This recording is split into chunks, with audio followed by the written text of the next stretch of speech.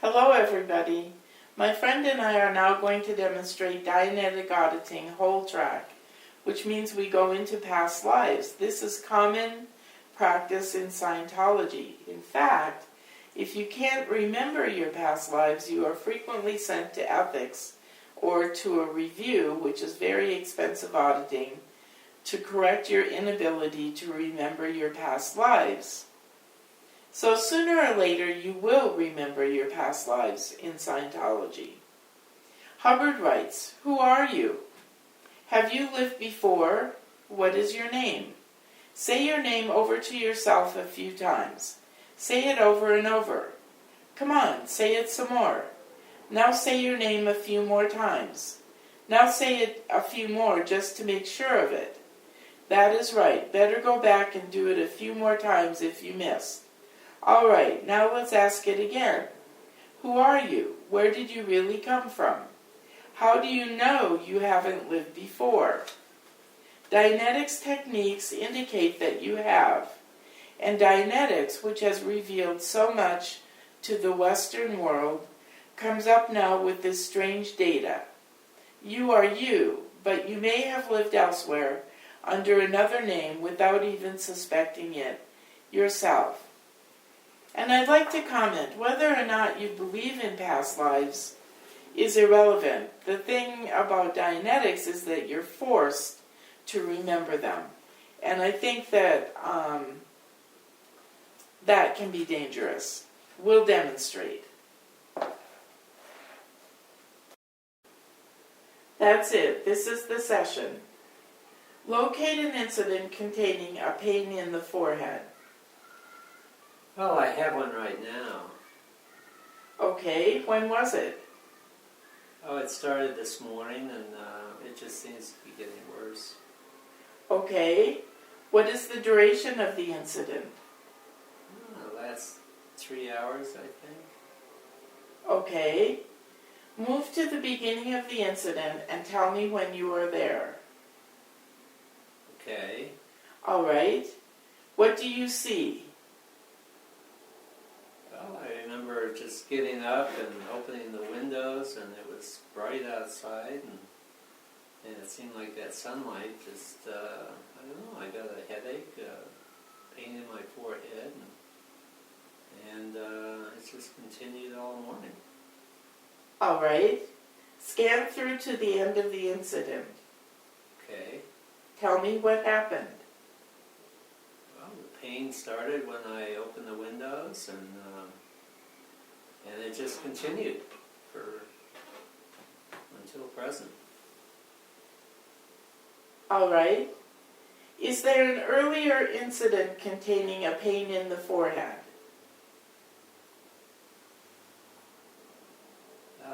Yes, I do see something. All right. When was it? I don't know, it was maybe back in the 1700s. Okay. What is the duration of the incident? Oh, it was just a few seconds long. Okay. Move to the beginning of the incident and tell me when you are there.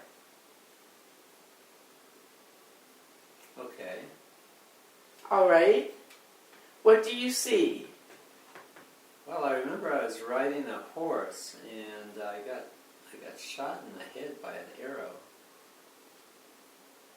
Right in my forehead. Okay. Scan through to the end of the incident. Alright. All right.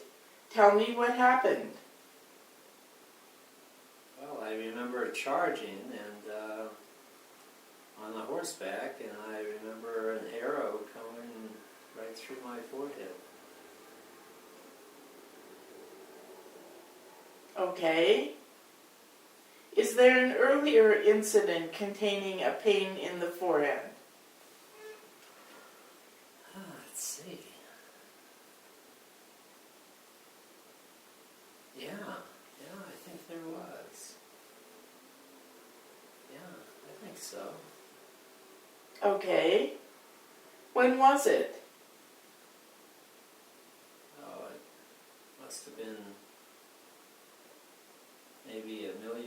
ago. All right. What is the duration of the incident? Well, it was about 3 weeks long. Okay. Move to the beginning of the incident and tell me when you are there. Okay. All right. What do you see? Well, I remember seeing a lot of lights and a lot of, there seemed to be a lot of pain and a lot of force on my head. Okay. Scan through to the end of the incident. Okay. All right. Tell me what happened. Well, I think I was in an implant station.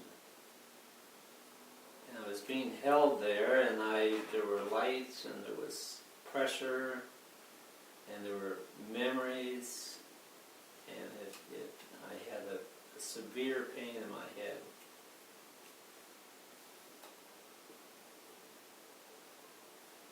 Okay.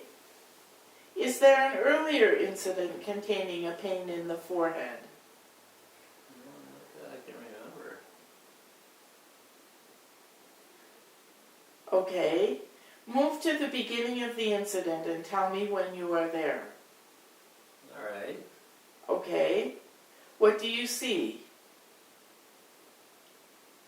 Well, I remember seeing aliens. They were through the glass, on the other side of the glass, and I remember being in this room, and there was bright lights, and there was a lot of force on my head, and a lot of strange memories, and that lasted a long time. All right. Scan through to the end of the incident. Okay. Tell me what happened.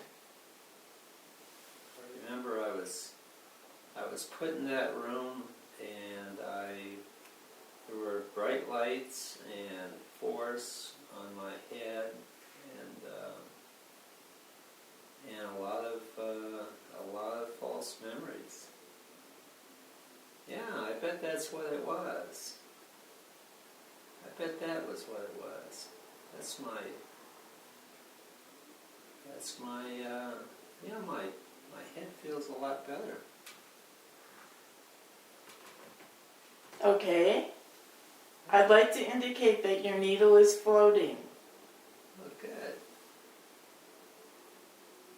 That's it. End of session. All right. I'm going to ask my friend what he thinks about that. Actually, that was very mild compared to what most of us did in Scientology. That's all very delusional. I mean, I wasn't actually there, but it's being required from me in an auditing session to go back and find something. So my imagination takes off, and I'm creating things that weren't actually happening to me. And I find that the whole process, it creates a delusional state and an imaginary state. And I think that's very dangerous, actually, because through psychotherapy, the intent of the process is to make the individual healthier. But the intent here is to make a person more delusional in order to make money by selling more processes. And so I think that this is a real scam, and it's self-serving for Scientology, and it can be very mentally damaging to the individual. So that's my take. Okay. Thank you. I kind of agree. When I was in Scientology, what happened to me through Dianetic whole track auditing was I wasn't just myself anymore. I was myself and Beethoven's mistress and light ray in outer space, and I was implanted by laser beams, and you're right, I was in a delusional state, and it didn't make me better. It made me more confused. So I tend to agree with my friend in this case. Thank you for watching. Next week we'll be back. Bye-bye.